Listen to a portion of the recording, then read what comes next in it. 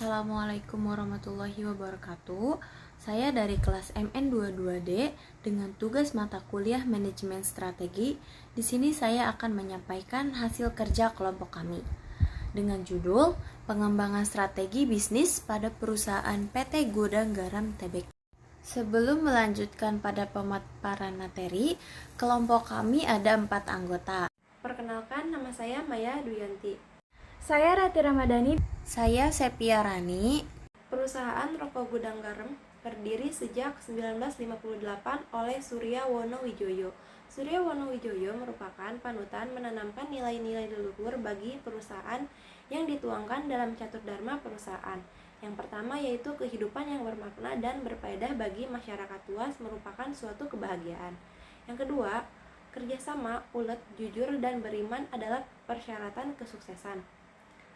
Yang ketiga, kesuksesan tidak dapat terlepas dari peranan dan kerjasama dengan orang lain. Yang keempat, karyawan adalah mitra usaha yang utama. Pada tahun 2002, PT Gudang Garam Tbk mendirikan perusahaan yang menjalankan distribusi diantaranya 1. PT Surya Madistro Indo, 2. PT Surya Pemenang, 3. PT Surya Air, 4. Geraha Surya Media. Saya Rati Ramadhani. Di sini saya akan menjelaskan analisis kondisi perusahaan. Yang pertama yaitu analisis manajemen. Proses bisnis pada PT Gudang Garam Tbk ini membahas tentang manajemen unik yang diadopsi oleh PT Gudang Garam, yaitu konsep padat karya dan padat modal dalam menjalankan proses bisnisnya. Yang kedua yaitu ada analisis SWOT. PT Gudang Garam Tbk ini analisis SWOT memberikan pemahaman mendalam tentang kelemahan, kekuatan, peluang, dan ancaman yang dihadapi oleh PT Gudang Garam sebagai perusahaan rokok ternama di Indonesia. Yang ketiga itu ada analisis laporan keuangan.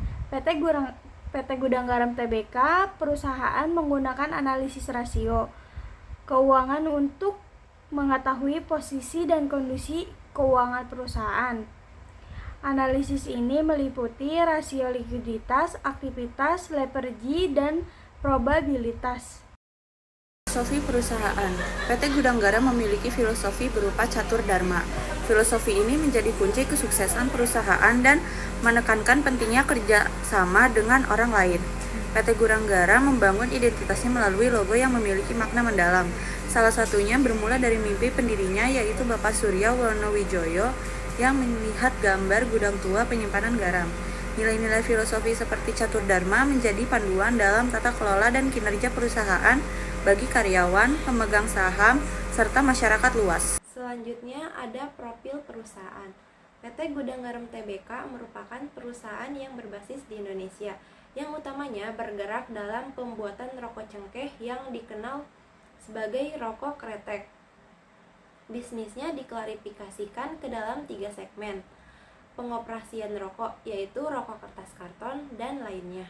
Perusahaan ini memproduksi serangkaian rokok kretek termasuk sigaret kretek tangan dan sigaret kretek mesin dengan variasi terendah dan nikotin paling rendah.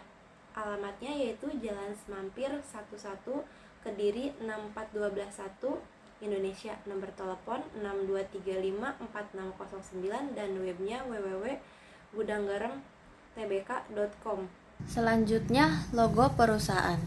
Logo tersebut terlahir dari mimpi Surya Wonowijoyo melihat 5 los gudang penyimpanan garam di dekat stasiun Kediri. Pintu dari gudang ada di logo tersebut ada dalam keadaan terbuka, setengah tertutup, dan tertutup. Dibuat sebagai tanda bahwa gudang garam tidak akan pernah puas dan tidak akan pernah merasa berada di puncak. Visi dan misi. Visi menyediakan perusahaan terbesar dalam penjualan rokok dan perusahaan rokok terbaik di Indonesia. Misi yang ke-1, menyediakan produk dengan cita rasa yang tidak berubah.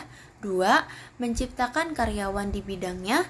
3, menampung tenaga kerja dan mendorong ekonomi masyarakat. Selanjutnya ada tujuan dan sasaran. Yang pertama itu ada tujuan. Tujuan dibagi menjadi 3 yaitu tujuan jangka pendek, fokus pada menjaga kualitas produk atau layanan. Yang kedua, jangka menengah untuk meningkatkan pangsa pasar rokok dalam negeri dengan produk-produk yang sudah dikenal luas oleh masyarakat di seluruh Nusantara.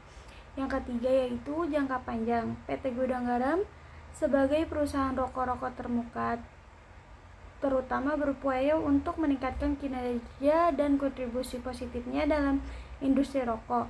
Dengan strategi bisnis pendekatan yang komprehensif, perusahaan ini berusaha untuk mencapai tujuan jangka panjangnya dengan memanfaatkan kekuatan, peluang, serta mengatasi kelemahan dan ancaman yang mungkin dihadapi sasaran. Yang kedua itu ada sasaran. Sasaran utama dari perusahaan ini adalah untuk memperluas pangsa pasar dan meningkatkan penjualan rokok mereka. Mereka juga berupaya untuk meningkatkan efisiensi operasional dan probabilitas perusahaan. Selain itu, PT Gudang Garam juga fokus pada inovasi produk, peningkatan kualitas, serta memperluas jangkauan distribusi mereka. PT Gudang Garam menentukan sasaran target pasar dengan melakukan identifikasi segmen pasar. Mereka mempelajari kebutuhan konsumen dalam segmen tersebut untuk merancang strategi pemasaran yang tepat. Perusahaan rutin melakukan analisis pasar dan pesaing untuk memahami tren industri, memperoleh informasi tentang pesaing, dan mengembangkan strategi yang relevan serta beradaptasi dengan perubahan pasar. Sasaran umum untuk perusahaan PT Gudang Garam meliputi beberapa aspek yang umumnya menjadi fokus dalam strategi perusahaan. Sasaran tersebut dapat mencakup meningkatkan pangsa pasar, memperluas jangkauan konsumen, meningkatkan kualitas produk, inovasi produk, peningkatan efisiensi operasional, dan keberlanjutan lingkungan. Selanjutnya, penentuan pada IFAS. IFAS sendiri internal strategi faktor analisis summary yang terdiri dari kekuatan dan kelemahan dari perusahaan. Namun, saya akan menjelaskan strength atau kekuatan saja. Pada bobot di IFAS dengan ketentuan harus kurang dari 1. Rating biasanya dengan nilai 1 sampai 4 didapat dari pentingnya pada poin yang diberikan. Untuk skor didapat dari bobot dikali rating. Yang pertama, saluran distribusi yang luas dan efisien mencakup wilayah Indonesia, diberi bobot 0,08, rating 4, dan skor 0,32. Kekuatan pada bungkus produk berkualitas tinggi dengan beragam varian yang memiliki rasa dan aroma yang khas.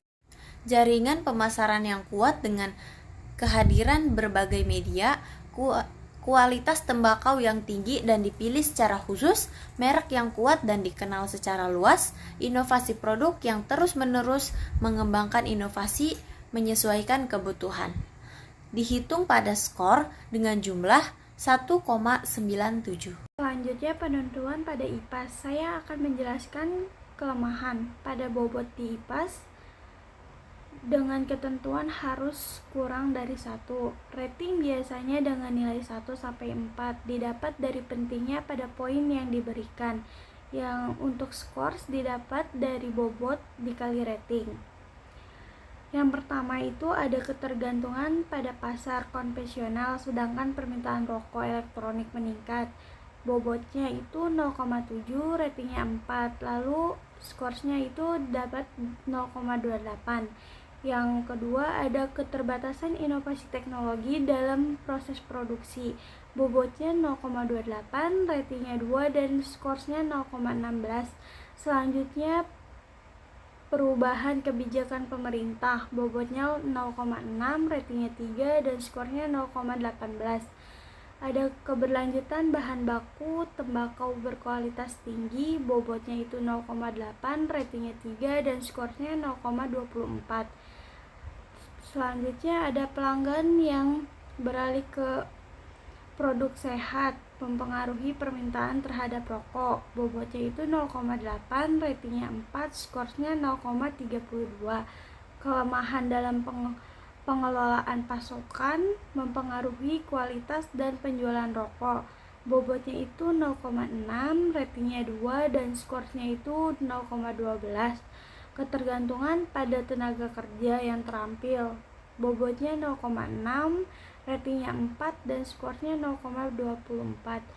Untuk hasil jumlah skor pada kelemahan yaitu 1,54. Untuk 0,43 itu dari hasil kekuatan dikurangi kelemahan. Lalu selanjutnya menentukan EVAS. EVAS sendiri adalah External Strategi Faktor Analisis yang terdiri dari peluang dan ancaman dari perusahaan. Namun saya di sini hanya menjelaskan tentang opportunity-nya atau peluangnya saja. EVAS dengan ketentuan kurang dari 1, rating biasanya dengan nilai 1 sampai 4, didapat dari pentingnya pada poin yang diberikan. Untuk skor yang didapat dari bobot dikali dengan rating. Selanjutnya penentuan pada EPAS. EPAS sendiri internal strategi faktor analisis summary yang terjadi dari peluang dan ancaman dari perusahaan. Namun saya akan menjelaskan threat atau ancaman saja. Pada bobot di EPAS dengan ketentuan harus kurang dari 1. Rating biasanya nilai 1 sampai 4, didapat dari pentingnya pada poin yang diberikan. Untuk skor didapat dari bobot dikali rating. Persaingan ketat dari perusahaan rokok lainnya, bobotnya yaitu 0,05, ratingnya 4, dan skornya 0,02. Peningkatan pajak rokok yang signifikan, bobotnya 0,06, ratingnya 4, dan skornya 0,24. Resiko penimbangan regulasi terkait pemasaran, larangan iklan, dan promosi, bobotnya 0,05, ratingnya 3, dan skornya 0,15. Peningkatan kesadaran masyarakat terkait kesehatan, bobotnya yaitu 0,6, ratingnya 4, dan skornya 0,24. Pengaruh ekonomi global terhadap bahan baku, bobotnya 0,6, ratingnya 4, dan skornya 0,24. Resiko perubahan tren konsumen, bobotnya 0,08, ratingnya 4, dan skornya 0,32. Penipisan sumber daya alam tembakau, bobotnya 0,05, ratingnya 4, dan skornya 0,2. Pembatasan menggunakan rokok mengakibatkan penurunan konsumen, bobotnya 0,04, ratingnya 4, dan skornya 0,16. Bobot dijumlahkan yaitu hasilnya 1. Hasil skor ancaman dijumlahkan yaitu jadi 1,75. Lalu hasil skor bagian peluang dikurangi ancaman, hasil semuanya yaitu 0,34.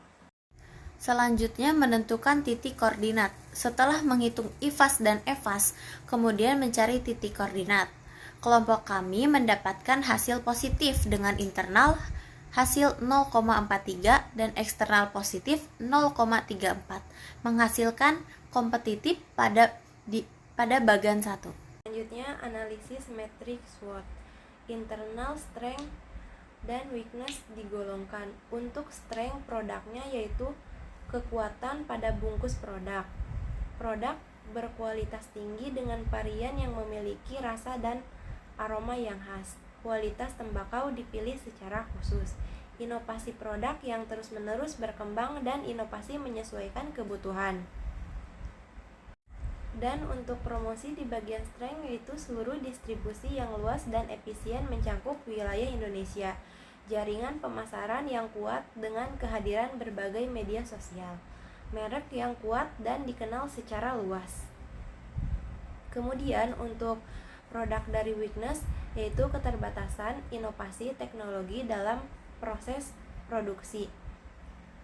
Lalu resiko perubahan kebijakan pemerintah berkelanjutan, bahan baku tembakau berkualitas tinggi. Kelemahan dalam pengelolaan pasokan mempengaruhi kualitas dan penjualan rokok. Ketergantungan pada tenaga kerja yang terampil. Pelanggan yang beralih ke produk sehat mempengaruhi permintaan terhadap rokok.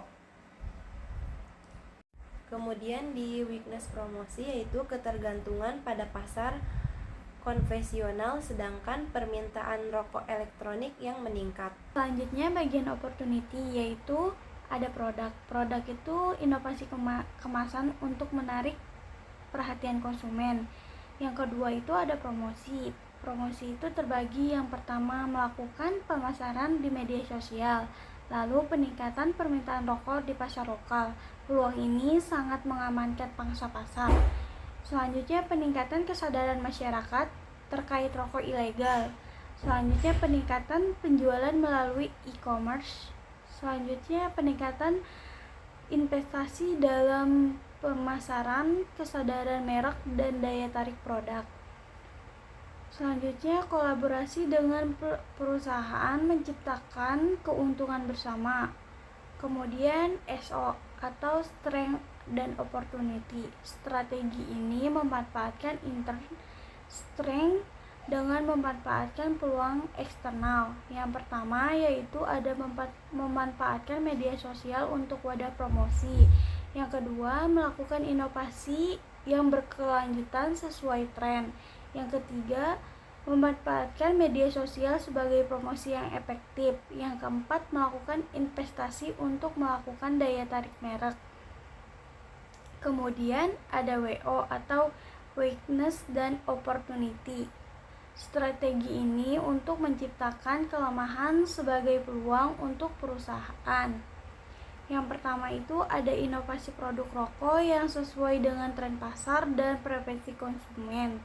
Yang kedua, perusahaan dapat melakukan monitoring aktif terhadap konten yang dibagikan di media sosial. Yang ketiga, memanfaatkan kolaborasi dengan influencer untuk meningkatkan promosi perusahaan. Yang keempat, yaitu mengoptimalkan platform perusahaan untuk meningkatkan keterlibatan konsumen dan kemudahan berbelanja. Lalu kemudian selanjutnya ada ST atau Strengths and Traits. Strategi ini memanfaatkan internal strength dengan memanfaatkan peluang eksternal. Kemudian ada WT, Weakness dan Traits.